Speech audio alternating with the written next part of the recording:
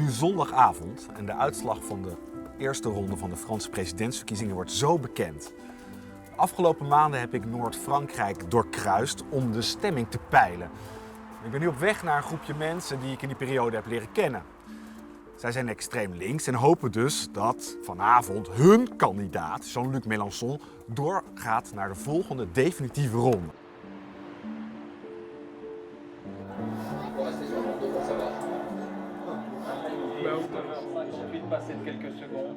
Eh bien, nous y sommes. C'est le moment, c'est le dénouement. Les tout derniers électeurs sont en train de quitter les bureaux de vote dans les grandes villes. Nous y sommes à 5 secondes. 4, 3, 2, 1. Il est 20h. Voici les résultats de ce premier tour. C'est Emmanuel Macron qui arrive en tête à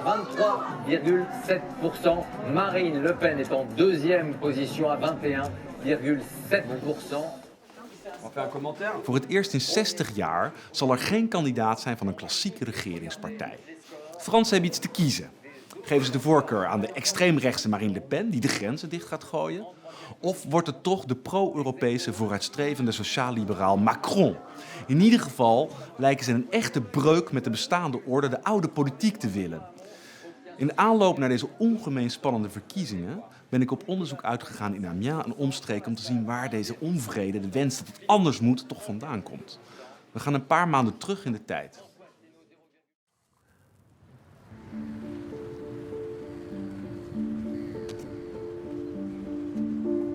Bonjour, c'est vous Daniel. Bonjour, c'est moi, oui. Très bien. Bonjour.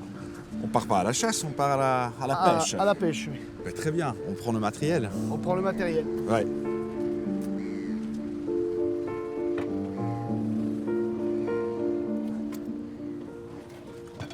C'est beau, vous avez de la chance, vous. Ah oui, c'est un bel endroit, la baie de Somme, c'est magnifique. La baie de Somme, c'est superbe. Ouais. Vous êtes d'ici? Oui, pure souche, Crotellois pure souche. Pure souche crottois. Voilà. Comment ça s'appelle, crottois? Le Crotois, oui. Le crottois. Voilà. Donc là, on va chasser les coques. On va pêcher les coques. Voilà, par contre, ici, stop. On n'a pas le droit de descendre avec les outils. Mais comment on va pêcher alors? Parce que là, c'est... En ce moment, la pêche aux coques est interdite. Ah bon? La pêche aux coques est interdite. Donc je vous explique, j'ai demandé aux affaires maritimes une autorisation de vous montrer nos techniques de pêche qui sont ancestrales. Ouais. Et je n'ai pas eu l'autorisation de vous montrer notre travail, nos techniques de pêche. On n'avait pas même pas le droit de descendre avec ça. Non. On est dans la clandestinité là. Là, on est dans la clandestinité, dans l'illégalité. C'est triste. C'est très triste. Voilà. C'est comme ça, on n'a plus le droit de rien. C'est Bruxelles qui nous ont flingué le métier, quoi. Tout simplement. Pour nous, moi, je me sens abandonné. Dans le paysage que vous voyez ici, je pense que on fait tâche. Je suis rendu à penser ça, on fait tâche. Vous voyez à quel point je suis... Amer. Voilà, amer, très amer. Très, très amer.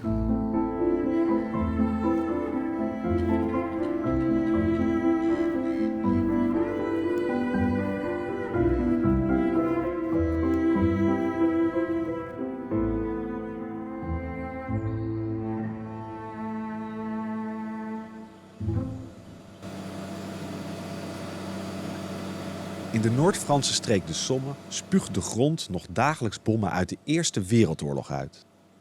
Honderdduizenden jonge mannen vonden er de dood. En de boeren zijn aan hun stilzwijgende gezelschap gewend geraakt. Een eeuw later lijkt alles pais en vree, maar schijn bedriegt. Tegenwoordig is de regio het slagveld van een ander mondiaal fenomeen, de vrije markteconomie. Hier, in het hart van de streek, de stad Amiens, is maar liefst 1 op de 5 bewoners werkloos. Hun lot is exemplarisch voor Frankrijk, dat zucht en steunt onder de eisen van de moderne tijd. Wie Amiens kent, kent Frankrijk.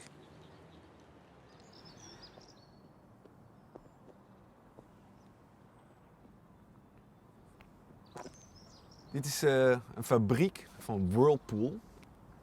Daar worden nog wel wasdrogers gemaakt, wasmachines, maar helaas, het gaat dicht. Het bedrijf heeft besloten om de productie naar Polen te verplaatsen, want daar kosten de arbeiders stukken minder. En die arbeiders die straks werkeloos zijn, die stemmen. En dat interesseert partijen. En niet alleen klassiek links. Vakbonden zien we ook hier, de CGT, CFDT. Maar ook het Front National. Dat is nieuw. Die willen ook die stemmers hebben van die teleurgestelde arbeiders. En ik wacht op een clubje van die frontisten. Die hier de arbeiders gaan overtuigen dat het Front hen echt gaat beschermen. Hi Patricia, gaat het goed? Alles goed. Heel goed. Alles goed. Beetje koud, maar goed je te zien. Patricia Chagnon is een oude bekende. Hallo. Vorig jaar gingen we nog samen vogels jagen toen ik een verhaal maakte over extreem rechts. Patricia is genaturaliseerd tot Française en zit voor het Front National in de regionale raad van Noord-Frankrijk. Vandaag is ze op jacht naar arbeiders. Allez. Je peux voir? Oui, vous pouvez en prendre si vous voulez. Bon, bah écoutez. Remettre la France en ordre. En 5 ans en plus. C'est ambitieux.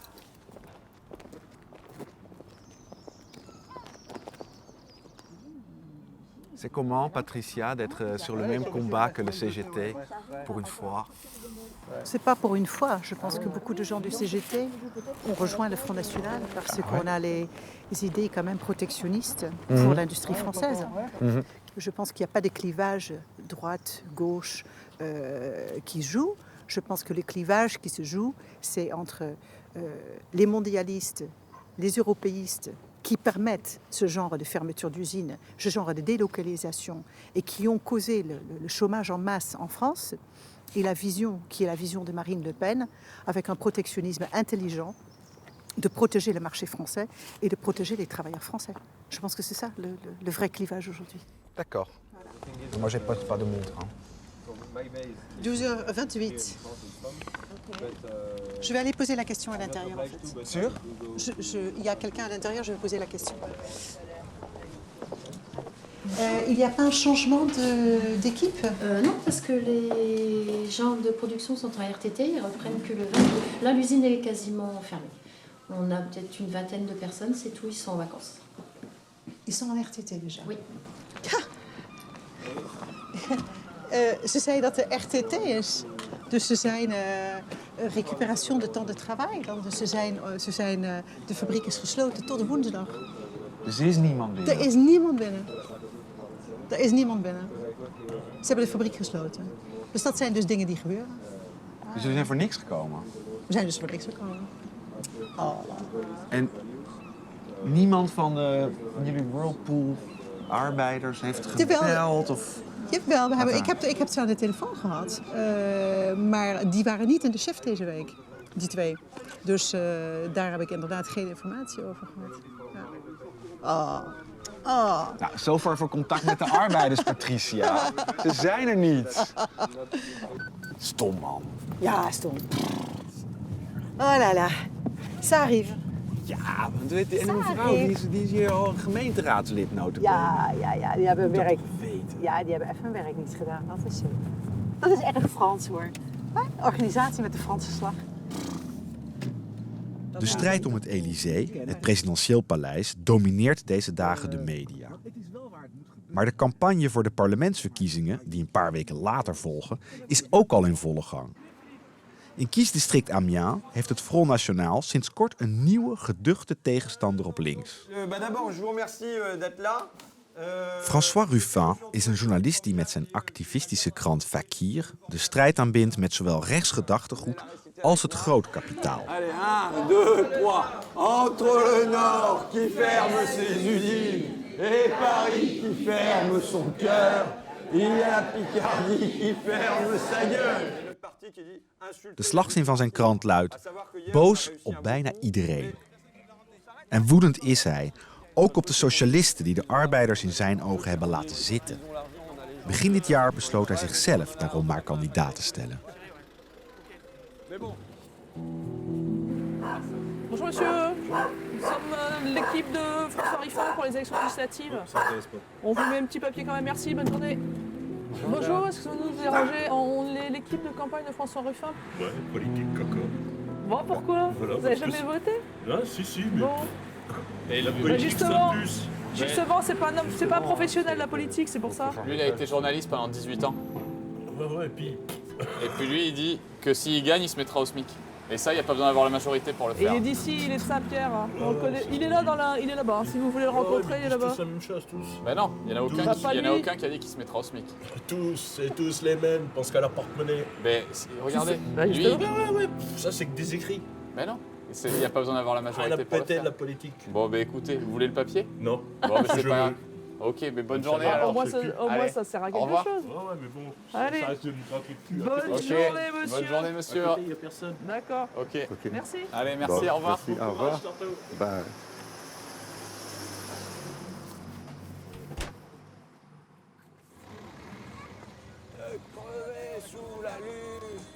De politieke woede van François Ruffin dreef hem tot het maken van een Michael Moore-achtige documentaire. Daarin zette de rijkste man van Frankrijk op vilijne wijze een hak. Hij won er vorig jaar de belangrijkste Franse filmprijs mee en werd in één klap dé nationale held van al die Fransen die hun afkeer van het establishment belichaamd zagen in deze moderne Robin Hood. Nu reist Ruffin het hele kiesdistrict van Amiens rond met zijn film als politiek breekijzer. Ditmaal bestaat het publiek uit arbeiders van Whirlpool. Il y a de la colère chez les gens. Il y a un sentiment d'injustice qui est subi parce que vous savez qu'en face, ils gagnent de l'argent. Vous avez fait un paquet de sacrifices. Il y a comme un truc d'impuissance qui s'abat sur vous. Et à la place de le canaliser face à un adversaire extérieur, le risque, c'est que vous vous mettiez à vous bouffer d'abord vous-même, parce que combien vont se retrouver à prendre des cachetons, à mal dormir, à quasiment culpabiliser alors que la faute elle est de l'autre côté, et surtout à vous bouffer la gueule entre vous, à vous bouffer la gueule éventuellement avec les syndicats, machin et tout ça. Donc il faut trouver le chemin pour que toute cette énergie qu'il y a en vous, qui peut être une énergie négative quand vous la retournez contre vous, on aide à la sortir et à l'amener contre un adversaire qu'on aura identifié. Elle a eu la plus grosse fortune de France sur le départ. Bernard Arnault, président du groupe LVMH, aurait demandé fin août la nationalité belge. Ça suffit, ces gens sont des parasites, voilà ce qu'ils sont. Cet homme n'a qu'une obsession, c'est de démanteler ces entreprises. Vous avez quand même supprimé combien, 8000 emplois? De Franse zakenman Bernard Arnault is 41 miljard waard. Maar in Amiens staat hij vooral bekend als de man die de lokale textielindustrie om zeep hielp. En duizenden mensen op straat zette. Hij haalde de toorn van de natie op zijn hals toen hij om belastingtechnische redenen Belg wilde worden. Ruffins kruistocht tegen Bernard Arnault begint met een mild plaagstootje. In zijn film spoort hij ex-werknemers aan om aandelen te kopen van Arnaults bedrijf. Om zogenaamd verzoening te zoeken met hun voormalige baas tijdens een aandeelhoudersvergadering. De geste werd niet gewaardeerd. Mes espoirs de réconciliation nationale s'effondraient soudain. Moi j'y vais pour être un grain de sable. En latin, scrupule, ça veut dire petit caillou. Scrupulus. Et bien moi je vais être le petit caillou. Mais vous savez quand vous avez un petit caillou dans la chaussure, vous ne pensez plus qu'à ce petit caillou. Ça vous emmerde. Ouais. Et vous ne pensez plus qu'à ça. Bernard Arnault, il paraît qu'on l'a traumatisé, l'homme le plus riche de France. Hein. Bon voilà, on a été le petit caillou dans la conscience de Bernard Arnault. Et ben je suis convaincu que si jamais j'arrive à être un petit caillou à l'Assemblée nationale et que ce petit caillou s'appuie sur les pavés à l'extérieur de l'Assemblée nationale, ça peut chahuter le bordel, quoi.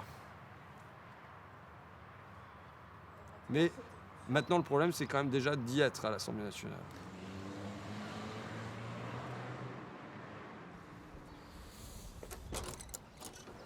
Bonjour. Wie de Fransen ook kiezen als president, hij of zij, heeft wel een parlementsmeerderheid nodig om te kunnen regeren.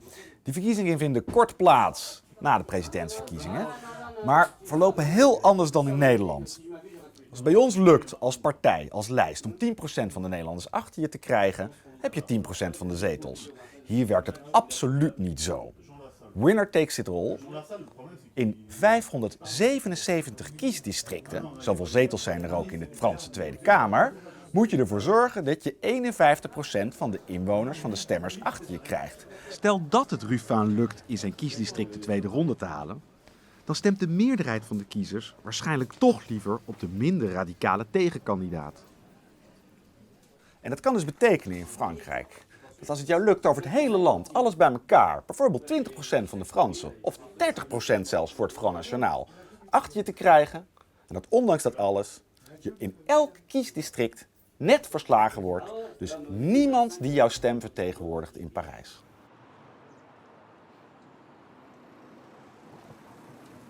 Vandaag lanceert het Front National in Amiens zijn kandidaat voor de parlementsverkiezingen. De vicevoorzitter van de partij, Florian Philippot, is hoogstpersoonlijk naar de provincie afgereisd. Hier hoopt hij de door hem ingezette koerswijziging te kunnen verzilveren. Ça va? C'est la grande star, toi? J'ai vu que t'étais, Onder zijn invloed katte Marine Le Pen het xenofobe Front National om tot een nationalistische, maar min of meer salonveege volkspartij. Ah oui, très important, ouais. Bah parce que moi je souhaite être dans cette France où pas grand monde ne va. France des oubliés, comme l'a dit Marine Le Pen. Et puis je sais que c'est plein, on ne pouvait pas accueillir plus de monde, donc ça me fait plaisir. Ça montre qu'il y a une belle dynamique autour de la candidature de Marine Le Pen. Puis il fait beau, il fait bon, c'est le printemps, voilà. Oui, c'est le printemps des peuples aussi. Oui, mais...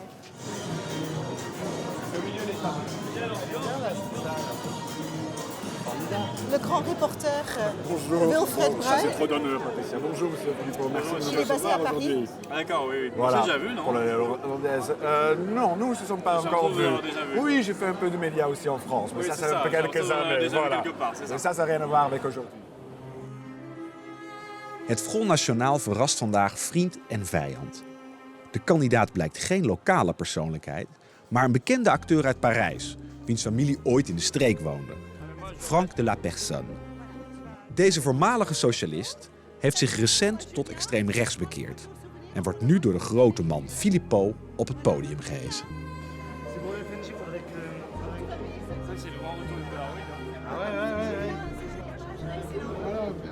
Elle est efficace, hein? Alors, pourquoi vous êtes au front? Justement, pour aller au front. Pour faire quoi? Pour combattre les gens, les autres. Qui sont les autres?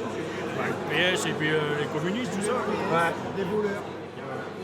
Les communistes sont européistes. Les politiques sont incapables de gérer la France.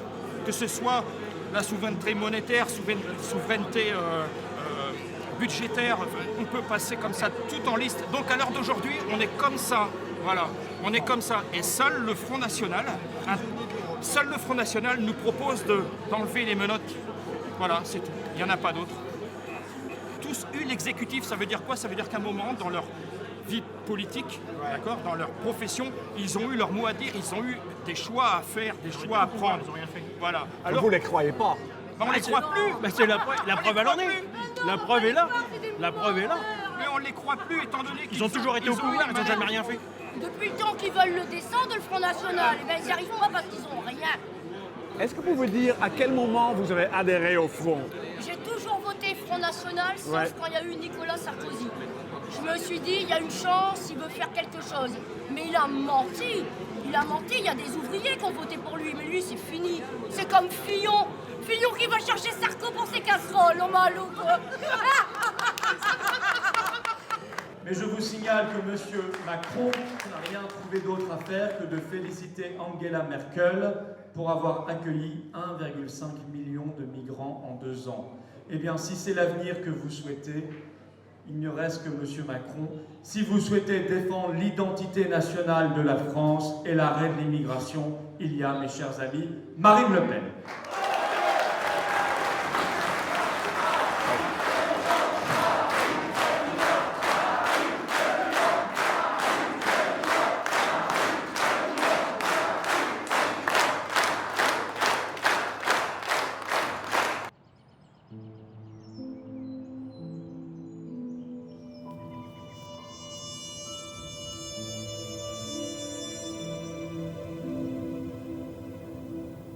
D'ailleurs, vous pouvez peut-être voir encore qu'il y avait ici la trace d'une ligne de chemin de fer qui reliait toutes les usines entre elles. Donc c'était un très grand domaine. Le problème, c'est que ce sont des gens qui n'ont pas su évoluer au fil des années. Le patron achetait donc les marchandises qu'il revendait aux ouvriers. Les ouvriers, avec le salaire que le patron leur versait, ils achetaient la marchandise du patron. Ce patron était donc un peu un petit seigneur à l'ancienne ici. Mais c'était un seigneur à l'ancienne, le patron. D'ailleurs, si vous allez à Flixecourt, vous allez voir qu'il y a des châteaux Afrique Secours aussi, qui appartenait au patron.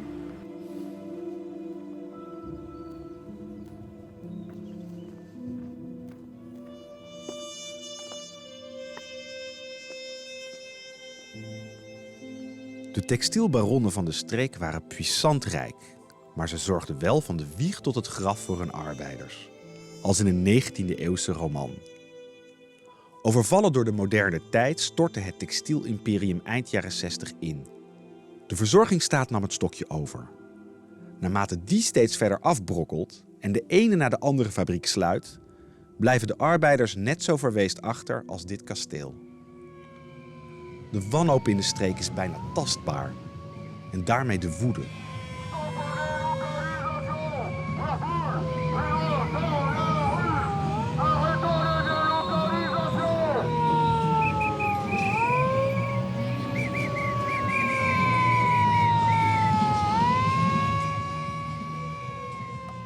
C'est Bruno qui a fait les crêpes Je hier. t'offre, hein. C'est gratuit. C'est moi qui te l'offre. C'est vrai? C'est nous, c'est notre travail. C'est vrai, c'est gratuit en plus. C'est quoi la différence entre toi et le front? Ouais, je pense qu'il y en a plus d'une quand même, non? Le plus important, explique-moi. Non, ce que tu veux que je te raconte, c'est la différence entre mon protectionnisme et le protectionnisme du Front National, non? C'est pas ça? Tout à fait. Non, juste, moi j'ai lu les 144 engagements de Marine Le Pen pour la présidentielle, donc ce projet. J'ai lu notamment la partie économique et sociale, puisque c'est la partie qui, moi, m'intéresse le plus. À l'intérieur de cette partie-là, il n'y a pas une seule fois le mot actionnaire, il n'y a pas une seule fois le mot dividende, il n'y a pas une seule fois le mot PDG, il n'y a pas une seule fois le mot grand patron. Donc voilà, en fait, moi, mon adversaire, ça reste la finance. Il y a l'oubli volontaire, pour moi, dans le programme de Marine Le Pen, en permanence de cet univers de la finance, des dividendes, des actionnaires, et en revanche, un centrage sur l'étranger, quoi. Il y a 30 ans, ils sont les seuls à être à l'intérieur et à se balader tranquillement et on leur laisse le monopole de ce discours-là. Ben non, il faut y aller, il faut rentrer dedans. Mais ensuite, en précisant tout le temps, moi par exemple, je distribue des tracts à l'entrée de l'usine en disant, en fait, comme vous vous sentez impuissant à combattre ce Jeff Fettig aux États-Unis dont vous ne connaissez même pas le nom, dont vous ne voyez pas le château, si vous sortiez de l'usine et que vous voyez le château de Jeff Fettig devant vous avec ses terrains de tennis, son accès à la plage, ses 80 chambres, ses 8 salles de bain, sa piscine en sous-sol et tout ça, ben, vous seriez écœuré de voir qu'on vous licencie pour ce château-là. Mais le problème, c'est que vous ne le voyez pas. Donc ce que vous voyez, c'est le réfugié, c'est l'assisté qui est dans votre barre d'immeuble et qui ne cherche pas vraiment du boulot et tout ça. Et donc vous le reconstituez comme des adversaires. Mais votre adversaire principal, ça reste ce Jeff Fettig et tout ça. Mais moi, je crains que les électeurs, ici, Mais oui, mais d'accord, mais... dans la Somme, qui ne vont pas saisir cela. Mais de toute façon, les électeurs, ils votent déjà pour le Front National. Là, aujourd'hui. Donc Ouais. quel est le problème? Je vais les ramener à gauche. Ouais. Au moins sur une élection. Et peut-être que si on arrive à marcher sur une élection ensemble, pas à pas, qu'il y a une reprise, qu'il y a une confiance en moi qui s'établit, peut-être qu'on arrivera à les ramener à gauche dans la durée. C'est ça le problème.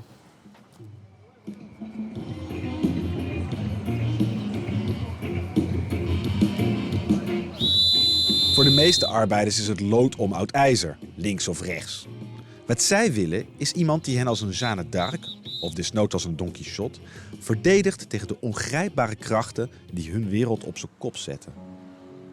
Ze weten één ding zeker: het kwaad zetelt in Brussel. En bij de mondiale elite die Europese arbeiders onderling tot competitie dwingt. Een competitie die de Franse arbeider nooit kan winnen.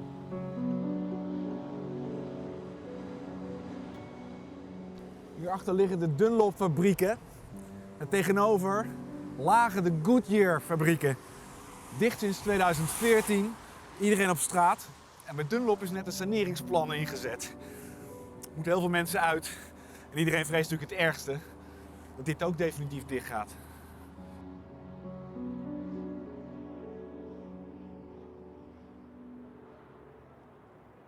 Qu'est-ce que ton mari Laurent faisait chez Goodyear? Il était constructeur pneumatique et ça va faire 3 ans le 30 mars. Qu'est-ce qui se passait il y a 3 ans? Le décès de Laurent. Je l'ai très mal pris. Ça m'a fait complètement un choc. Même à ma fille aussi, c'est pareil. Je voulais faire la même chose. Après, non, j'ai mon petit bout quand même. Même j'avais dû la lotion faire un câlin à ma fille. J'arrivais plus à lui faire un câlin. On croirait que j'arrive plus à rendre heureux un homme dans ma vie. J'arrive plus à rendre les gens heureux. Depuis le décès de Laurent. J'arrive plus. Là, la vue derrière, c'est quand même... C'est un peu macabre. Horrible, oui. Toujours une vue comme ça. Ouais. Toute la fenêtre, aller par les rideaux du matin. Madone. Du matin, fou. Tu vois ça? Son boulot était tout pour lui. Oui. Et là, Goodyear a décidé... Fermé. Casser le moral, tout. Il souriait plus du tout. Mais il y va parce qu'il aimait beaucoup son travail. Tout le temps, Goodyear, du matin, c'est Goodyear. Même il nous expliquait comment il faisait le pneu. Comme ça, avec la carcasse. On me dit, arrête. Il m'expliquait, il me dit, mais je sais pas Goodyear, mais...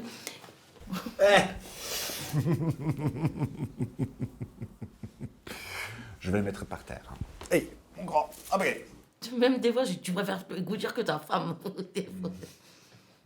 Il fait n'importe quoi, il disait. Mais donc, on ne peut pas dire que l'amour était réciproque. Goodyear pour Laurent. Qu'est-ce que vous direz aux autres ouvriers, par exemple Whirlpool maintenant, ils sont dans la même situation que Goodyear il y a quelques années? Tombez pas bas, peuvent être forts. Il n'y a qu'une vie, il faut passer à autre chose.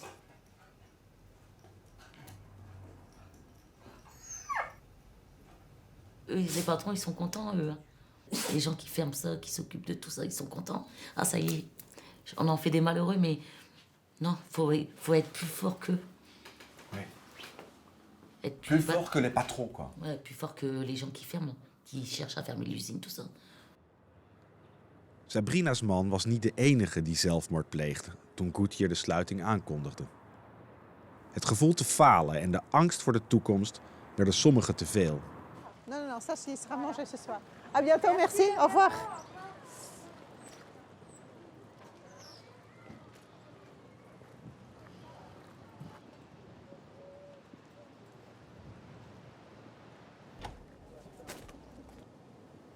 Wat heb je gekocht? Bonjour, tu vas bien? Et toi? Très bien. Dat was wel. Wat heb ik gekocht? Ik heb de JDD gekocht, de Journal de Dimanche. Dus dat is een krant die komt 1 keer per week uit.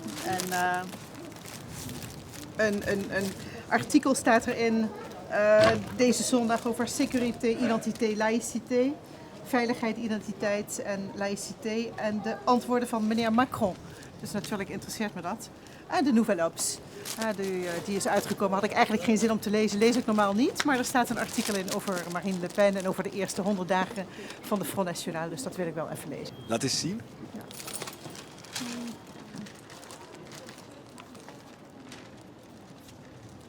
Si Le Pen était élu. Oh, le scénario noir. Even kijken wat ze daar weer hebben, uit hun duim hebben gezogen. Dus, En of ze het goed hebben. Wat zeg je? Of ze het goed hebben. Natuurlijk hebben ze het niet goed. De 100 jours noirs. Ik denk dat het een groot feest is, de eerste 100 dagen. Was jij in Nederland ook al actief in een politieke partij? Nee, ik was wel politiek erg begaan. In mijn familie waren uitgesproken meningen. En VVD? daar... Nee. CDA? Nee. Partij van de Arbeid? Partij van de Arbeid. PSP in de tijd. Links? Kom je uit een linksnest? Mijn stiefvader had een hele linkse visie op de wereld. En mijn grootvader, dit was echt een conservatieve liberaal. Ja, erg conservatief. Dus ik ben opgegroeid tussen die twee mannen, die erg belangrijk zijn geweest in mijn leven. En we zagen elkaar elke zondag. Elke zondag kwamen mijn grootouders bij ons eten. Die woonden 2 huizen verder. En dat was een beetje de traditie dat mijn grootouders... En dan kwam de clash. Elke zondag. Iedereen de kranten natuurlijk, weet je wel. De een las dit en mijn grootvader las dan de Telegraaf. En mijn stiefvader las dan de Volkskrant of andere dingen. En dan werd er natuurlijk werd er gediscussieerd. Maar in een hele respectvolle situatie. Dat kan in Frankrijk niet, hè? In Frankrijk is politiek heel geantagoniseerd. Het zijn echt net als opposite tegenovergestelde polen van een magneet bijna. Dat kan nooit samen door de deur. Maar dat ligt ook aan het verkiezingssysteem natuurlijk. En als je weerstand wil oproepen, nou, dan word je lid van het Front National. Want dan haat ongeveer iedereen je in dit land. Kom op, hé. Meer dan 40% van de mensen in Frankrijk stemmen op ons. Dus 40% van de mensen haten ons überhaupt niet. Dus dat is een beetje een cliché wat je daar gebruikt. Hè? Maar de andere 60%, 70%, die zorgen er ook steeds voor dat als jullie net op het drempeltje van de macht staat, we hebben het bij de regionale verkiezingen gezien, dan gaan die 60% samen. Alles behalve het Front National.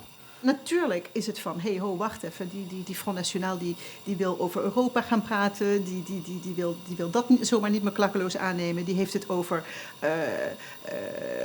die globalisering, dat we daar wat aan moeten gaan doen. We kunnen dat zomaar niet meer accepteren. Die willen ook heel anders gaan nadenken over hoe gaan we om met pensioen, hoe gaan we om met ziekenkostenverzekeringen. Migranten. Migranten natuurlijk. Tuurlijk, ja. Veiligheid, migranten. Dus we denken over zoveel dingen. Is dat met elkaar verbonden, migranten en veiligheid? Ook clichévraag natuurlijk. Maar natuurlijk kan dat verbonden zijn, ja, absoluut. Jij noemt ze naast elkaar nu. Ja, omdat migrantenprobleem is één probleem. Want het heeft natuurlijk ook te maken met wat kun je economisch aan die mensen hier geven in Frankrijk.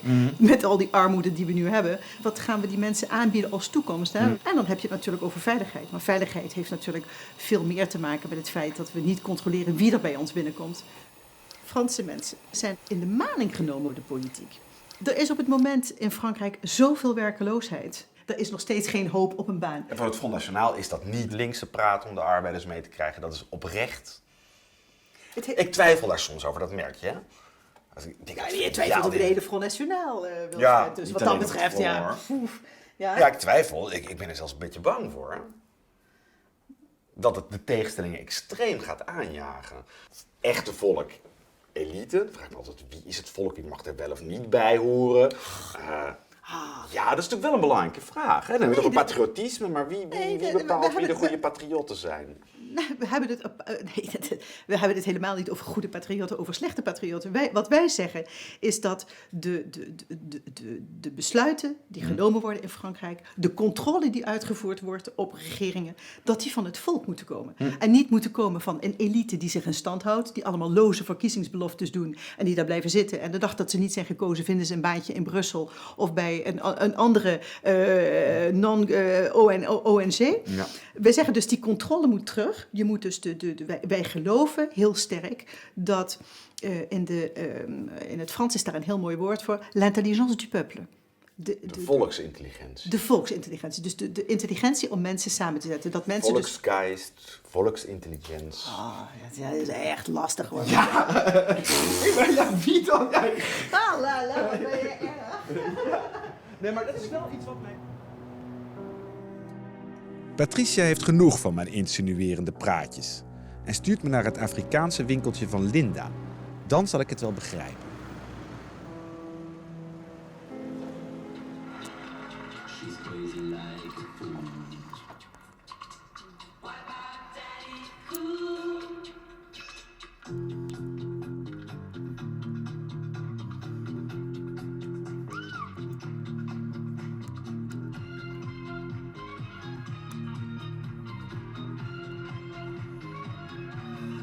Oui, je suis devenue militante du Front National parce que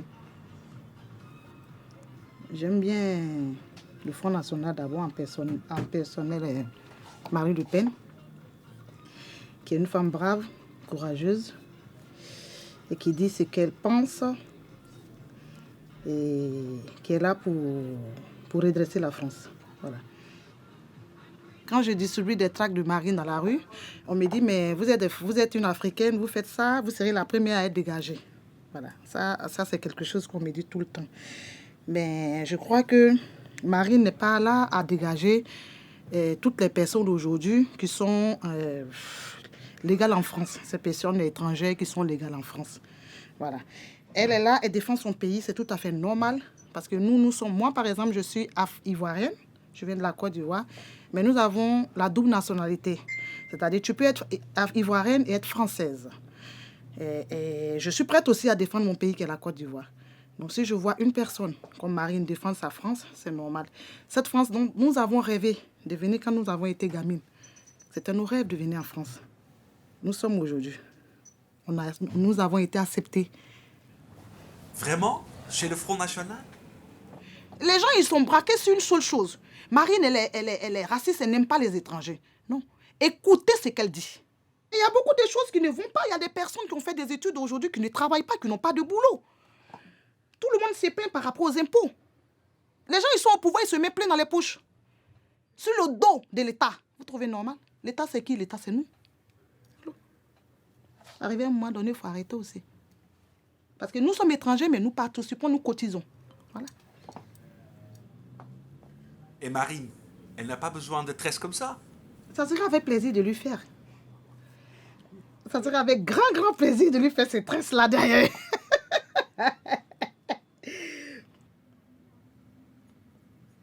Ça va?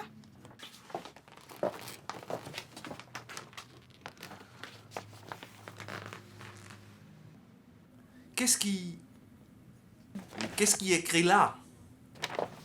On dit Sandra dort dans sa voiture avec son fils depuis 3 mois. Oui. Voilà. Et ensuite? Hélas pour elle, Sandra n'est pas migrante. Qu'est-ce que ça veut dire? Elle n'est pas une migrante, mais elle dort dans sa voiture. C'est une Française. Oui, mais ils disent hélas pour elle. Oui, mais elle est dans son pays, mais elle dort dans sa voiture. Oui, mais pourquoi ils disent hélas pour elle? Mais hélas, elle est dans son pays, elle dort dans sa voiture. Oui, parce mais... qu'il n'y a pas de logement, puisque les logements sont... Vous allez me dire. Hein.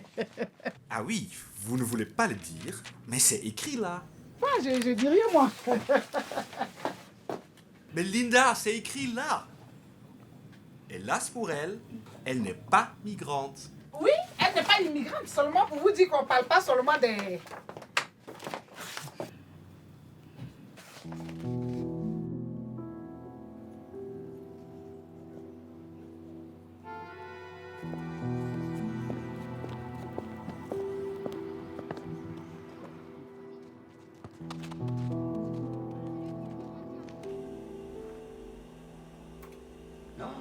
Ouais, c'est ça.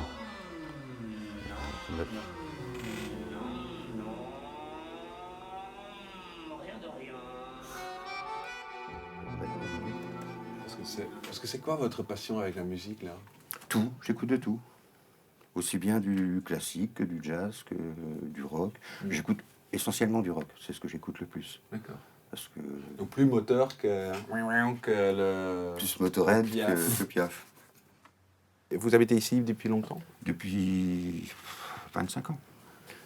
Je travaillais chez Goodyear. Et bon, l'usine a fermé et je n'ai plus de travail pompier. Et vous aimiez ce que vous faisiez là-bas? Non, le travail en lui-même, non, parce que c'est du travail répétitif, mais ça me permettait de manger, déjà. Ouais. Et puis, on ne sait pas que je n'aimais pas ça, mais... en quelque sorte, j'aimais ça, d'une certaine façon, parce que c'est un travail qui ne prend pas la tête. J'avais la chance de travailler en fin de chaîne, ce qui fait que je pouvais organiser mon temps de travail. Et donc j'avais tout fait en sorte de manière à avoir le maximum de temps de pause. Et bon, ce temps de pause, je le consacrais à la lecture. Je vous suis? Les Zola, ouais, ils sont derrière. C'est sur 2 rangées. Bon, tous les Zola, il y a 20 tomes. Moi j'ai tenté, mais je trouve que c'est dur pour lire. C'est pas évident. Ah, moi j'aime bien, ça me fait rire. Zola, ça me fait rire. Non. Si. Ça vous manque, ces périodes-là? Je lis moins maintenant que je ne travaille plus. J'ai beaucoup moins de temps, c'est vrai. Je lis moins, enfin pas beaucoup moins, mais quand même moins. Avant, je lisais, quand je travaillais, je lisais quand même. À la fin, j'arrivais à lire une centaine de pages par jour. Bon, ah oui. Pas seulement à l'usine, hein, à la maison aussi. Là, bon, ça dépend aussi des lectures. Hein, lire Kant, ça se lit plus lentement que... Kant, le philosophe? Oui. Ah oui. Je lisais ici, c'était tranquille. Il y avait des marches, c'était plus confortable que dans les vestiaires, parce qu'il n'y a pas rien pour s'asseoir dans les vestiaires. Ah, à côté de la poubelle. Voilà, à côté de la poubelle. Ah non, je ne pourrais pas retravailler aux cadences auxquelles j'ai travaillé là-bas. Hein, je n'arriverai plus. Hein. Il Vous non, mais peut-être les gars de prochaine génération. Et puis j'espère bien que mon fils n'y ira pas. Bon, de toute façon, il n'ira pas parce que l'usine est fermée, mais... Pourquoi? Parce que c'est quand même très dur. Hein. Bon, quand l'usine a fermé, on n'était plus qu'entre 1100 et 1200, mais on était jusqu'à presque 1700. Mais quand même. Et ça, c'était un des principaux employeurs de toute la région.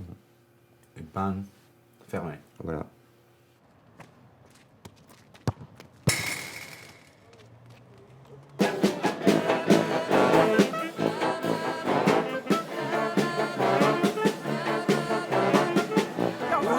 Vous venez prendre la parole, hein?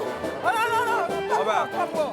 Mais tous les salariés montent à la tribune, puis après, vous avez une banderole, un drapeau, un truc comme ça ou pas? Farid, il va arriver avec. Vous direz après moi, flic secours avec vous. Picardie debout! Picardie debout! Oh putain, je vous entends pas là, ça va pas là! Picardie debout! Bon, ça va un peu mieux. Bon, on est en Picardie quand même. Hein. Bon. Juste en face, là-bas, il y a un château. C'est un château des Frères Saints. Et il y en avait plein des châteaux des Frères Saints. Et ce qui fait que ici, dans le coin, dans les usines des Frères Saints, les salariés, il y avait immédiatement un rapport entre les taudis et les châteaux. Ça faisait que les manifestations, elles se terminaient systématiquement devant le château en cortège. Et ça fait qu'il y a 2 châteaux qui ont brûlé quand même dans le coin. Ça, c'est Jeff Fettig. Qui est Jeff Fettig? C'est le PDG de Whirlpool. Et vous voyez, le fait qu'on ne connaisse pas son nom, qu'on ne sache pas où il habite, ça a des effets politiques. Parce que les salariés de chez Whirlpool, ils ne voient pas tous les matins où va la plus-value. La plus-value, le salaire de Jeff Fettig, donc, il touche 13,5 millions à peu près. 13,5 millions, si on divise par le salaire d'un ouvrier de Whirlpool, je leur ai demandé, ça fait 500 ans. Il faut imaginer un salarié de Whirlpool travaillant depuis l'invention, depuis la guerre de Marignan à peu près, la bataille de Marignan en 1515, pour arriver, travaillant depuis ce temps-là jusqu'à aujourd'hui, pour égaler une année de salaire de Jeff Fettig. L'esclave dit toujours oui. Et ben voilà, l'objectif, c'est qu'un nom résonne dans la première circonscription de la Somme, les 11 et 18 juin. Ma candidature n'a de sens que si elle s'appuie sur vos luttes. C'est pourquoi, voilà, on accueille les salariés de Whirlpool. Vous pouvez les applaudir. On a investi toute notre énergie pour, soi-disant, sauver l'usine, à un moment où ça n'allait pas trop. On a travaillé 4 samedis par an gratuitement pour le patron. On a laissé nos salaires bloqués pendant plus de 5 ans. Pas d'intéressement, 20 € brut. Oui, allez-y, riez. Allez-y. Voilà. Donc on a le soutien de M. Ruffin depuis le début. Et puis on lui dit un grand merci parce que au niveau des élus, il n'y a que lui avec nous. Merci.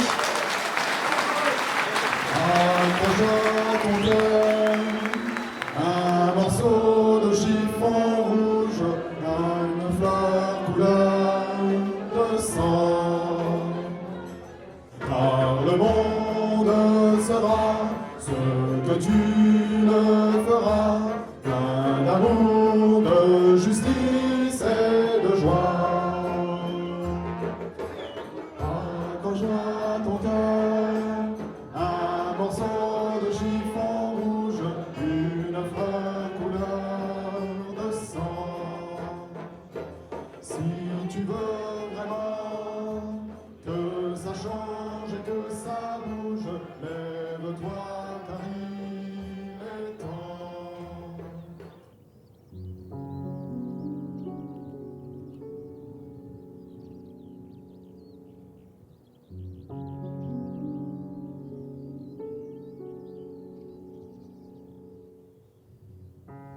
En fait, quand on pense bien, on passe plus de temps à l'usine que chez nous.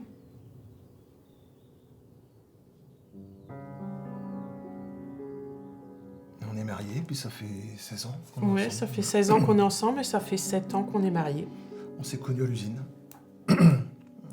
À la chaîne. Voilà. À la chaîne. Donc dans 2 ans, vous serez au chômage. Voilà. Tous les deux. 50 ans tous les deux. On n'a jamais connu de période de chômage. Je ne sais même pas ce que c'est. On travaille depuis l'âge de 17 ans tous les deux. Dès la sortie de l'école, on a travaillé. Donc, ça fait tout drôle quand on se dit qu'on va aller à Pôle emploi, qu'on va être obligé de faire des choses qu'on ne sait pas faire. On n'a jamais fait. On ne sait pas comment ça fonctionne. On a vécu plein de choses ensemble. On dirait que c'est une famille. Un petit peu. À quelques personnes près, un petit peu. C'est vrai que... il y a ceux qui étaient à notre mariage, on est allé au mariage de certains, il y a eu des crémaillères, il y a eu plein de choses. On a vécu plein de belles choses. Mais reprendre un petit restaurant ou un petit commerce ou un truc comme ça, moi Comme j'aimerais bien. employé ou propriétaire? Peut-être en gérance ou parfois on voit dans certaines régions, il y a des recherches dans les petits villages où il n'y a plus de commerce du tout ou des choses comme ça. Nous, ça nous plairait bien. Vous avez une fille de 12 ans. Comment c'est pour elle devant elle, on lui dit que... on lui a dit qu'on allait perdre notre boulot. Donc, mais que ça allait aller, qu'on allait s'en sortir, qu'on ne veut pas trop la perturber pour l'instant parce que elle travaille très bien à l'école. Puis ça nous est arrivé de pleurer, mais on ne pleure pas devant elle, quoi. Ça m'est arrivé, moi. J'ai téléphoné à mon père, je lui ai expliqué ce qui s'est passé, puis... De toute façon... Je me suis lâché, puis ma femme, ça lui est arrivé, le jour où tu l'as appris, t'es rentré, t'es tombé dans mes bras.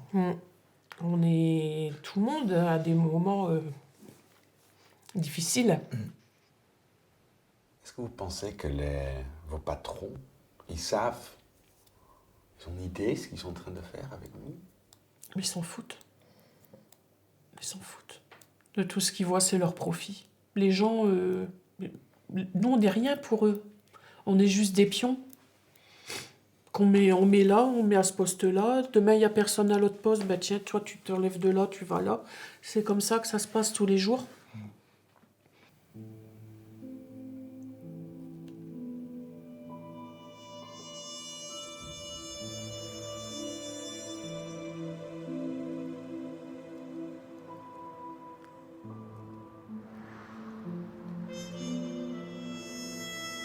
Mon œuvre me défendra. C'est une œuvre de vérité, le premier roman sur le peuple qui ne mente pas et qui est l'odeur du peuple. Et il ne faut point conclure que le peuple tout entier est mauvais, car mes personnages ne sont pas mauvais. Ils ne sont qu'ignorants et gâtés par le milieu de rude besogne et de misère où ils vivent. Paris, le 1er janvier 1877.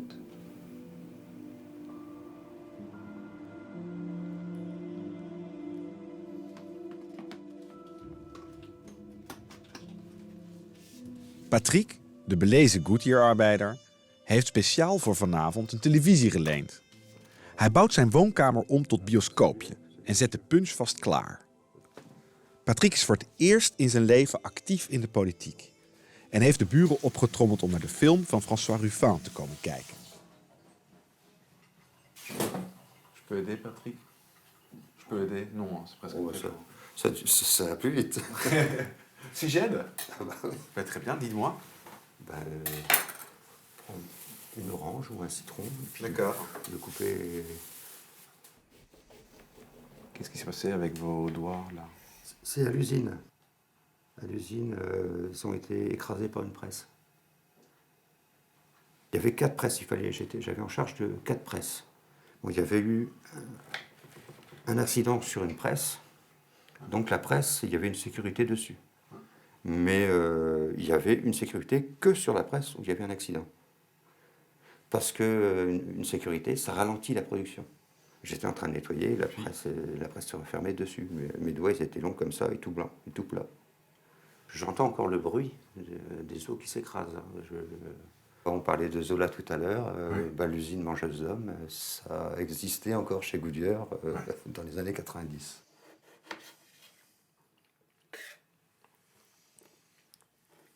J'ai eu l'occasion de voir le compte-rendu de Goodyear fait par le responsable de la sécurité. Ouais. Et bah, sur le papier, c'est tout juste, il ne disait pas que Monsieur Abar a eu un moment de folie, il a mis sa main dans la presse. Mais c'est plein mensonge. Ah oui, oui, carrément. Ah, oui, carrément. C'est leur, c'est leur vision des choses. C'est pas forcément un mensonge pour eux. Qu'est-ce que vous ressentez maintenant vis-à-vis de la direction de cette usine?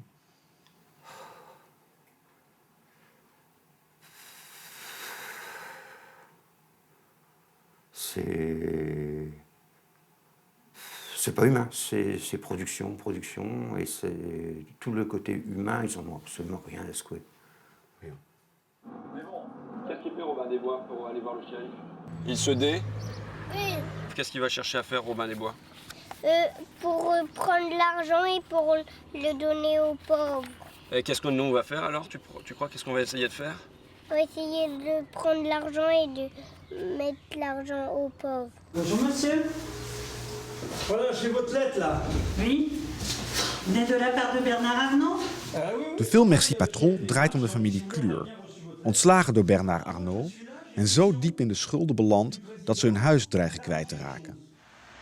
Ruffin doet zich voor als hun zoon en dreigt in die hoedanigheid de pers erbij te halen als het bedrijf Pa en Ma Klur niet helpt. Imago is alles en dus werkt de chantage. Het zijn ontluisterende scènes opgenomen met de verborgen camera. On va arranger pour les 35 000. Je vous donne ma parole à partir du moment où tout ça part. Merci Bernard. Merci Bernard. Quel plaisir de t'avoir carotté. On est heureux comme des fous. Merci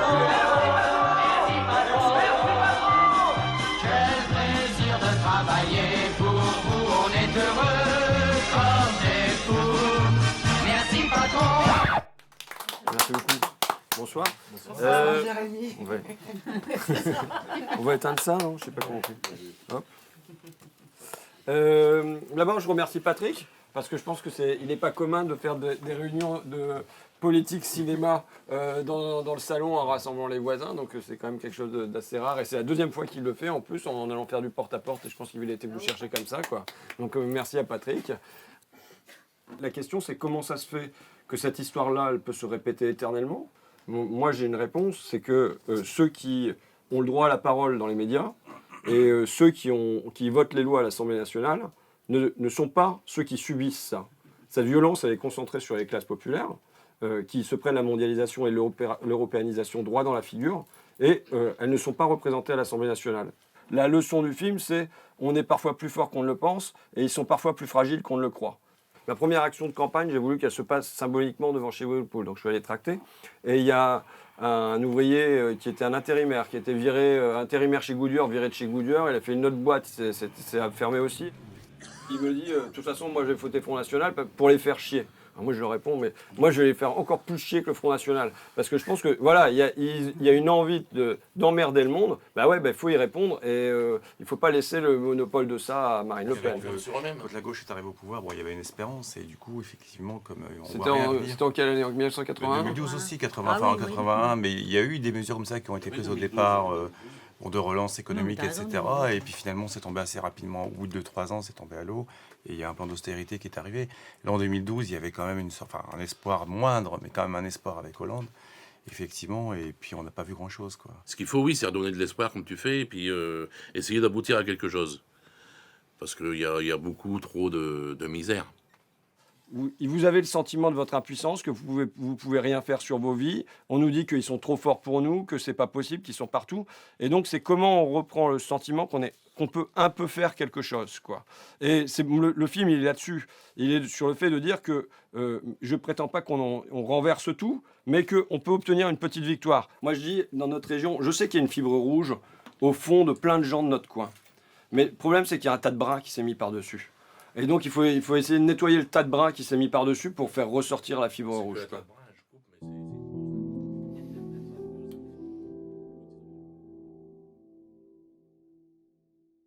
Ik ben jaloers op die pan van je. Ja, die is prachtig. Echte jampan is dat. Zo, die is echt heel mooi. Ik ben heel overtuigend aan het uitleggen waarom het Front National een goede optie is. Sorry. Om te stemmen, ook voor arbeiders. Maar ik denk wel, laten zich niet gebruiken van die partij die altijd die tegenstellingen opjut. Want daar ontbrak het aan, hè, voor Marine. Marine dus steug langzaam in de peilingen. Maar er moest nog één ding, als je dat blok teleurgesteld links mee kon krijgen, zeker hier in de streek, was vroeger communistisch. Maar dat is al zo. Dat is al jaren zo. Dat is niks nieuws. Ze komen alleen veel meer naar ons toe. Hoe meer links aan het verliezen is en aan het huichelen is op nationaal niveau, hoe meer die stemmen naar ons toe komen. Want het is natuurlijk hartstikke logisch. Echt in Front National creëert het arbeidersparadijs. Oh, natuurlijk geloof ik erin. Ik vind het woord erg cliché wat je gebruikt. Ja. Maar er worden natuurlijk de condities gecreëerd dat er werkgelegenheid komt in Frankrijk. En dat mensen inderdaad een voldoenend leven kunnen leiden en correct kunnen leven van hun salaris. Marine heeft het net aangekondigd, ze heeft het gisteren nog herhaald. Een van de eerste maatregelen wordt een prime de la précarité voor salarissen onder de €1500. Dat is hartstikke belangrijk. Die krijgen allemaal geld. Iedereen die onder de €1500 per maand verdient? Ik weet niet, je zou de berekening even moeten kijken. Maar dat is allemaal uitgerekend. En daar moet gewerkt worden aan die minimale salarissen omhoog krijgen in Frankrijk. Betalen jij en ik met onze belastingen? Kom nou, nee, we zijn absoluut niet voor belastingverhoging.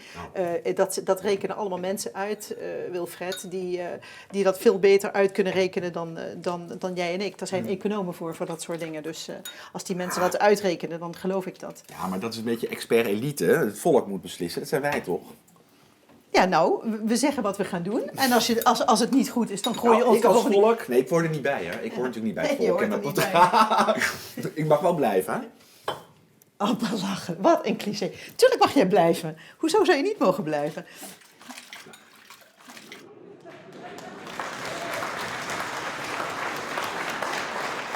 Monsieur Ruffin sait se montrer un habile communicant, alors difficile de savoir si ces barnums capteront le vote populaire, mais on peut s'attendre à ce qu'il fasse tout pour y parvenir avec la complicité des médias parisiens qui lui serviront la soupe.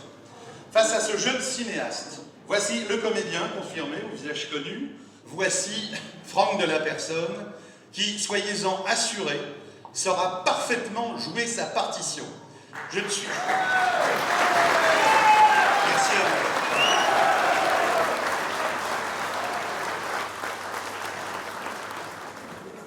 Pardon, excusez-moi de vous déranger pendant que vous mangez. Je cherche des gens de Whirlpool, des gens qui travaillent encore chez eux. Pas parmi vous, membres de la famille. Merci, bonne continuation. Ook Franck de la Personne van het Front National heeft de sluiting van de Whirlpool-fabriek centraal gesteld in zijn campagne voor de parlementsverkiezingen.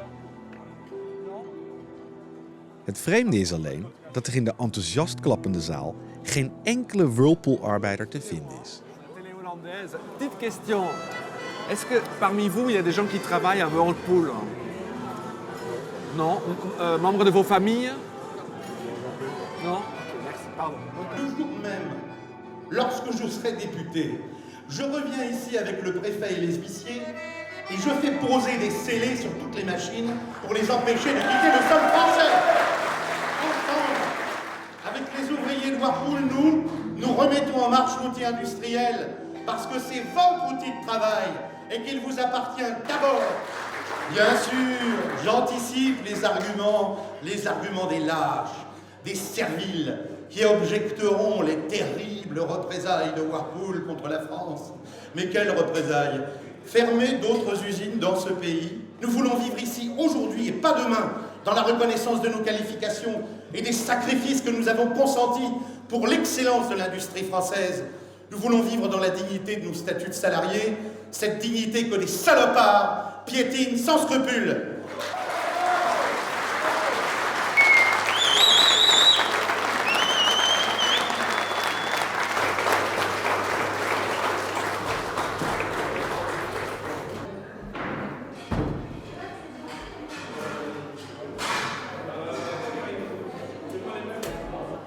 Mes parents, ils étaient communistes. Oui. J'ai été communiste aussi. Et quand j'ai vu que M. Marché, quand M. Marché est décédé, c'était la catastrophe chez eux. J'ai dit, ça vaut. Alors, pendant une période, je n'avais plus voté du tout. Même pas aux communes, puis terminé. J'ai dit, bon, ben c'est tout. Ils nous ont blousé, ils nous ont raconté tout ce qu'ils voulaient. Et j'ai dit, bon, ben, j'abandonne. Et puis, il y a 1 an et demi, voire 2 ans, j'ai écouté la radio, la télévision. J'ai écouté Marine Le Pen, j'ai écouté ceci, j'ai écouté ça. J'ai écouté un peu tout le monde, tous les partis politiques. Puis, j'en ai parlé avec ma compagne. Et puis, j'ai dit, elle n'est pas si bête que ça, cette femme-là. Il faudrait voir. Monsieur Le Pen, je ne suis pas d'accord avec lui, parce qu'il y a des choses qu'il n'aurait jamais dû dire. Pourquoi? Ben, écoutez, moi j'ai des parents qui sont décédés à Buchenwald, là. Oui. Monsieur Le Pen, il n'aurait pas jamais dû dire ça. Qu'est-ce qu'il a été dire des choses? Que les chambres à gaz, ça n'existait pas. Il y a quand même deux de ma famille qui sont restés là-bas. Hein. 1 an qu'une tante. Hein.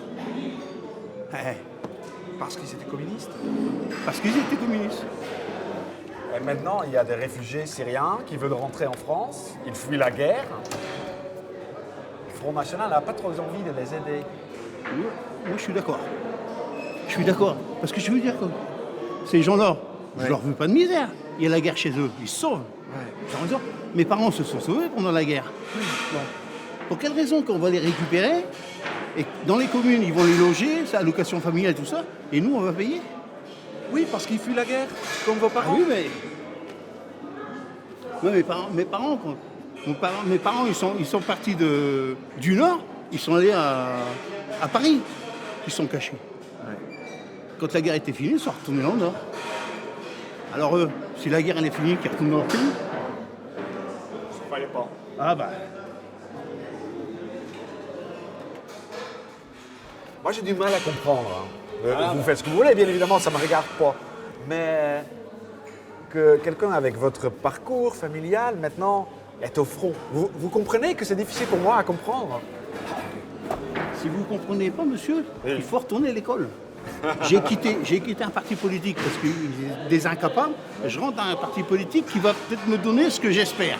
Ouais. C'est pas difficile à comprendre. Et qu'est-ce que vous espérez?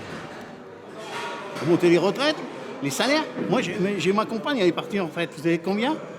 Hein? Elle a 800 € par mois. Vous trouvez ça normal qu'elle ait travaillé 47 ans?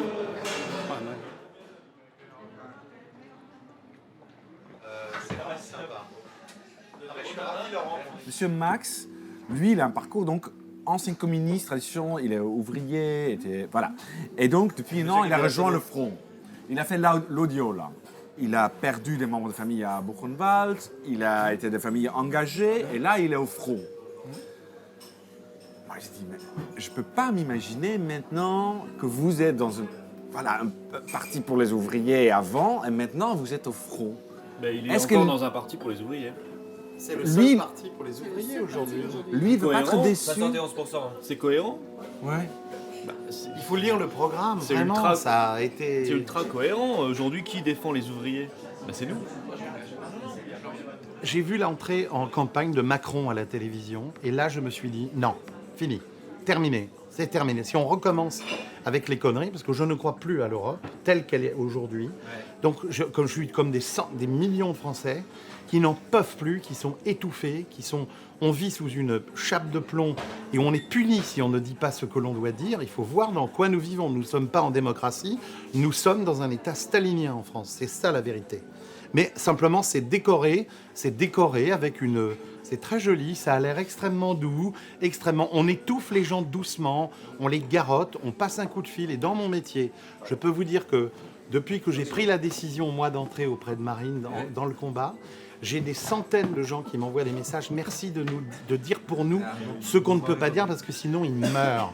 Les gens sont renvoyés de leur travail, les gens sont punis dans leur métier et dans des professions aussi faciles qu'artistes, artistes qui donnent les voix, journalistes, etc. C'est immédiat la punition. Et il y a des gens au chômage actuellement pour ça. Et il faut voir ce que c'est que la France aujourd'hui. C'est très grave ce que les socialistes ont fait à Solferino. C'est très grave. Imaginons au mois de mai 2017, Marine Le Pen gagne. Oui. Il y a un candidat non socialiste ni non républicain, un PCSS, qui va être dans l'Élysée. Non quoi républicain. Je veux dire, non les républicains, hein, non voilà. UMP, non UMP, ouais. Eh ben, ça sera très bien. Ça veut dire Ouais. qu'on va enfin changer d'air, on va respirer. D'abord la fête, pour vous. Non mais on sera ici, Non, on fêtera ça ici, voilà, rapidement. Voilà. Mais vous voyez, Mais non mais c'est pas le Fouquet ici, vous voyez, c'est pas moche. Non. Bah c'est pas moche, mais voilà, c'est C'est pas le très Fouquet non plus. C'est sympa, Voilà. sympa, c'est Amiens, Ouais. voilà. Oui, on sera ici. Et Il faut noter la date. Hein. Allez-y. Et après, eh ben, on arrive Albo Lapino de et Torrevieja. on fait ce qu'on a dit qu'on allait faire. Et on va le oui. faire très vite. On va faire très vite des référendums, on va faire très vite les lois qu'on a dit qu'on allait faire. Très vite, on va aller à l'Union européenne, à Bruxelles, pour récupérer le pouvoir, pour le redonner au peuple français. Et les Français, ils vont respirer. C'est-à-dire inscrit dans le marbre, en tout cas soutenu le traité de Lisbonne, inscrit dans le marbre ce que les Français... On assiste aux délocalisations, c'est quelque part votre bilan. L'affaire Whirlpool, d'ailleurs, en est, je crois, le plus bel exemple. Cette usine qui est tout à fait bénéficiaire, part en Pologne, elle laisse sur le carreau 300 salariés directs et puis des centaines d'autres indirects pour aller faire des marges supplémentaires. Elle a touché beaucoup d'argent en vertu du CICE, n'est-ce pas, qu'elle ne remboursera jamais. Eh bien, moi, une entreprise telle que celle-là, alors que la France est son premier marché européen, vous entendez, elle va aller construire en Pologne pour nous revendre ces produits, eh bien, je la taxerai à 35% aux frontières quand elle ramène les produits. Comme ça, elle réfléchira effectivement à 2 fois avant de prendre l'argent des Français par l'intermédiaire de subventions, de délocaliser pour aller revendre aux chômeurs qu'elle aura créés ces produits. Van een lokaal probleem wordt de sluiting van de Whirlpool-fabriek ineens inzet voor de landelijke campagne in de presidentsverkiezingen. Dat laat de socialistische regering niet over zijn kant gaan. De premier reist spoorslags af naar Amiens om met de delegatie van de vakbonden te gaan praten. Les camarades, les amis, les camarades, la délégation de Whirlpool est en train de nous rejoindre. En accord avec les camarades. Alors, comment ça se passait Ça s'est bien passé. Ils nous ont rassurés sur la réindustrialisation du site. Ils y travaillent en tout cas. Du concret Pas pour le moment. Mais ils y travaillent. Ils se sont aussi aperçus que Whirlpool ne jouait pas le jeu. On peut donc dire qu'ils sont de votre côté. Oui, je pense. Oui, c'est vrai. Vous avez le sourire là. Oui. Ok. Oui, pour le moment. Komt allemaal goed. Deze linkse regering zet druk op Whirlpool om de sluiting tegen te gaan. Maar bovendien komen ze met zo'n zak geld. 220 miljoen euro om te zorgen dat in Amiens werkgelegenheid, goede faciliteiten zijn en dat de economie weer kan groeien. Een TGV vanaf de luchthaven, nieuwe banen. Kortom, extreem links, extreem rechts. Kunnen die dossier laten zitten. De socialisten in de regering lossen het op. Que penses-tu du plan de gouvernement là, qui est annoncé hier? Quoi? Il y aura un TGV, il y aura une... Ouais. Tu leur demanderas aux gens s'ils ont envie de prendre le TGV, si ça remplace un boulot. Mais bon. Mais ils semblent faire quelque chose. Oui, d'accord, ok, ils sont venus. Ils ont dit aux salariés de Whirlpool, on se donne rendez-vous à Matignon avant que je parte du gouvernement. Ce gouvernement, il n'a plus aucun pouvoir. Il est viré dans 3 mois. Les salariés, ils seront encore là dans 3 ans. Donc...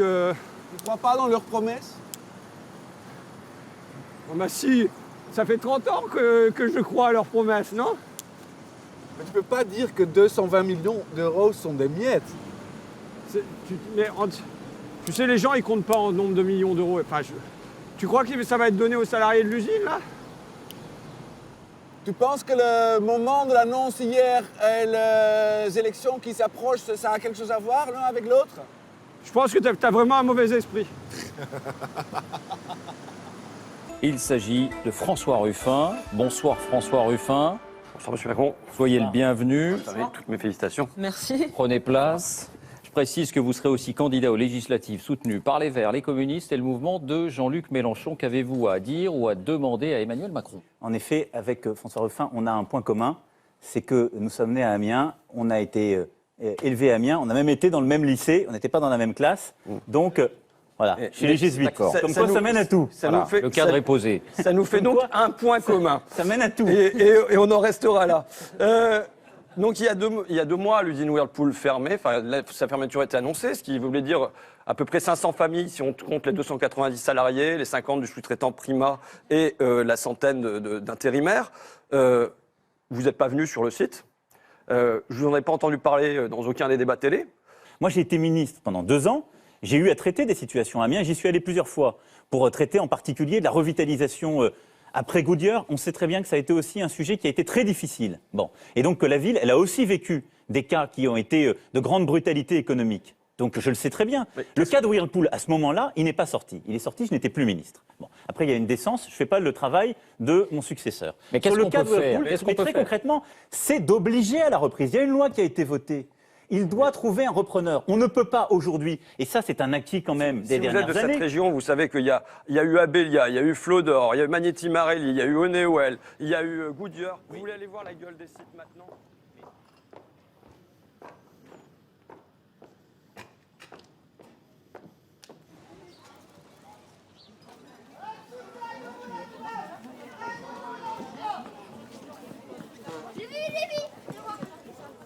Alors vous pensez que ces vêtements, c'est made in France? Non, non, non du tout. Tout ça, c'est fait, c'est pareil, en Chine. Voilà. De plus en plus. Ouais. Et donc bientôt aussi, les 16 linges que vous fabriquez Ouais. vont être plus made in France. Non, bah non, il n'y aura plus rien de Made in France et de plus en plus parce que tout part à l'étranger. Donc. Oh ben Laurent. Ah. C'est un collègue. Collègue de travail. Ouais. Voilà. Qu'est-ce que vous allez voter alors en avril pour les élections présidentielles? On ne sait pas. Est-ce que le Front National serait une option? Ben, on y a cru pendant un moment. On y a cru pendant un moment parce que c'est vrai que la fermeture des frontières, tout ça, ça serait bien. Ça serait bien. Ouais. Et donc imagine au deuxième tour, il y a Macron contre Marine Le Pen.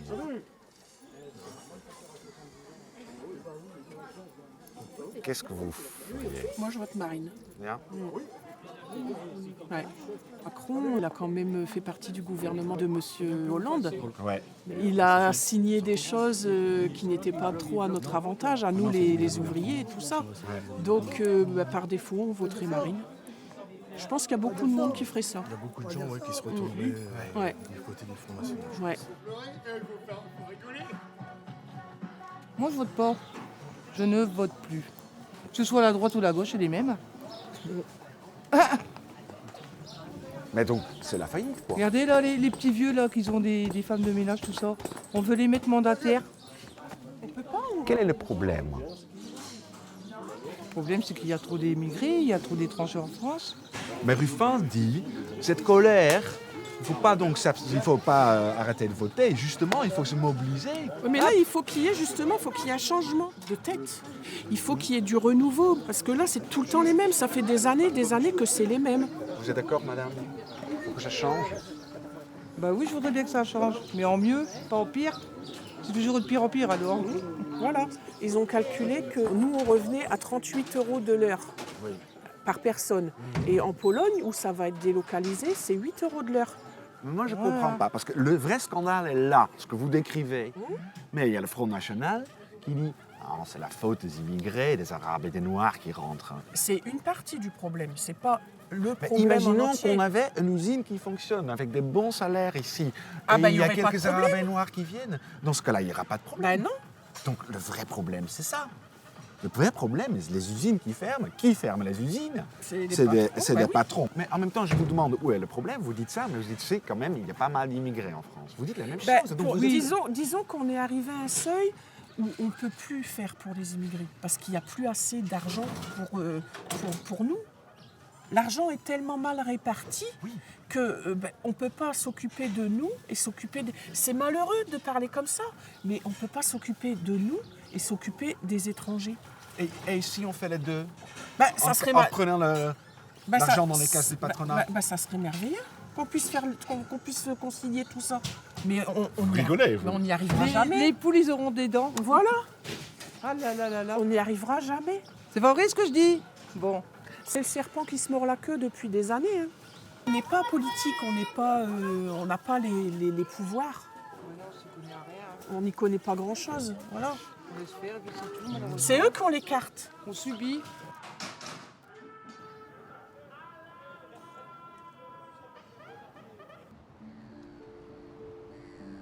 Ik word er best treurig van. Die gelatenheid die ik tegenkom. We zijn nu nog een paar weken verwijderd van de eerste ronde van de presidentsverkiezingen.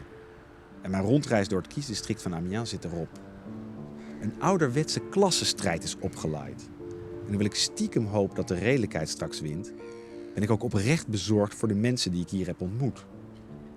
Als niemand het straks voor hen opneemt, waar moeten ze dan met hun machteloze woede naartoe? Allez.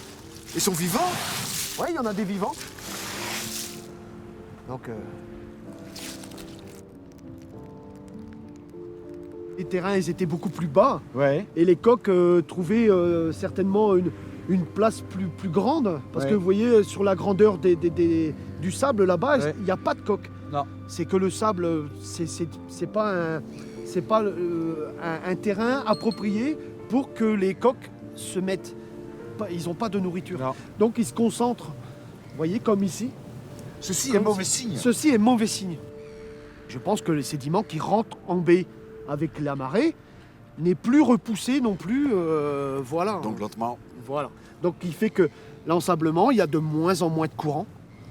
Et le courant, ben voilà, c'est ce qui faisait repartir les sédiments à la mer. Ouais. Et maintenant les sédiments se posent et ne bougent plus. Ah. Donc c'est pas que la réglementation, c'est aussi le changement du paysage. Le changement du paysage, c'est le changement du paysage, c'est ça, c'est... Donc le Front National, peut-être ils vont mieux écouter le peuple, mais ils vont pas désabler la baie de Somme. Non, ils désensableront pas la baie de Somme. De toute façon, maintenant, moi je vous l'ai dit, c'est déjà pour moi, il est trop tard depuis longtemps. Mais je pense que au niveau de l'écoute, au niveau de la réglementation, peut-être qu'ils nous donneront une bouffée d'oxygène qu'à l'heure d'aujourd'hui, nous n'avons plus. Absolument plus. 3, 2, 1, il est 20h. Voici les résultats de ce premier tour. C'est Emmanuel Macron à 23,7%. Marine Le Pen est en deuxième position à 21,7%. Vous voyez apparaître les QG des deux premiers de ce premier tour pour le moment. Je veux dire, honnêtement, moi, le score, il me surprend pas du tout. J'ai entendu tout à l'heure quelqu'un qui disait « Ce soir, je vais aller pleurer dans mon lit avec mon doudou ». Et c'est vraiment pas ce que je souhaite parce que je pense que c'est un excellent résultat. Ça veut dire que si on veut non seulement prendre le pouvoir à l'Élysée, mais ensuite avoir les forces qui permettent de transformer le pays, de le diriger, ça veut dire qu'avant ça, il y a un certain nombre de bastions qui sont à prendre. Et je ne parle pas que des législatives, mais il y a des journaux à reconstruire, il y a des médias, il y a tout un appareil à construire en dehors de la seule conquête à l'élection présidentielle. Voilà, je vous remercie camarades. Allez. À quoi va ressembler la région dans 5 ans, après un président de quinquennat de Macron? Là, je suis très pessimiste quant à l'avenir. Parce que Macron, c'est la finance, c'est les banquiers, ce sont les riches. Ce sont les riches qui vont s'enrichir. Et dans le pire des scénarios, c'est l'élimination physique des pauvres. C'est ce que je crains le plus dans le contexte actuel, c'est plonger dans un conflit avec Trump, avec tous les différents nationalismes, que ce soit Macron ou Le Pen. Toi, tu as voté quand même pour un des deux. Ah, je vais voter quand même pour Macron. Je ne peux pas... Il faut absolument éviter Le Pen. Parce que avec quel sentiment tu vas glisser le bulletin dans l'urne? Je vais vomir dans l'urne. Ouais.